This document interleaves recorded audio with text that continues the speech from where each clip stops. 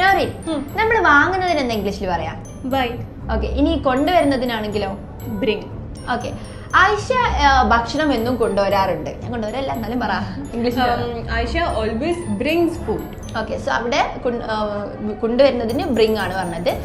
ഇനി ത്രിഫ്റ്റ് കടയിൽ നിന്ന് അവൾ വസ്ത്രം വാങ്ങാറുണ്ട്.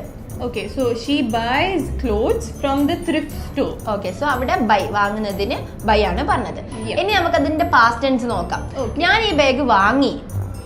I bought this bag. Okay, so buyന്റെ past tense is bought. I bought this bag. Okay, ഇനി അവൻ ഈ ഭക്ഷണം എനിക്ക് പാൻട്രിയിൽ നിന്ന് കൊണ്ടുവന്നു. ബ്രിങ്ങിന്റെ past tense ആണ് വരുന്നത്. He brought the food for me from the pantry. Okay, so അവിടെ അത് പലർക്കും കൺഫ്യൂഷൻ വരാറുണ്ട്, ബോട്ടും ബ്രോട്ടും. സോ കൊണ്ടുവരുന്നതിന് ബ്രിങ്ങിന്റെ past tense ആണ് ബ്രോട്ട് വരുന്നത്. അതേപോലെ ബൈന്റെ past tense ആണ് ബോട്ട് വരുന്നത്. അവിടെ RS ഇല്ല കേട്ടോ. ഓക്കെ, ഇനി അവർ ഈ ഗിഫ്റ്റ് ബോക്സ് വാങ്ങി, അല്ലെങ്കിൽ അവർ ഒരു ഗിഫ്റ്റ് ബോക്സ് വാങ്ങി. നീ പറയണ്ട. ഓക്കെ, അവർ ഒരു ഗിഫ്റ്റ് ബോക്സ് വാങ്ങി എന്നുള്ളത് നമ്മൾ എങ്ങനെ ഇംഗ്ലീഷിൽ പറയാന്നുള്ളത് കോമന്റ് ബോക്സിൽ കമന്റ് ചെയ്യാം.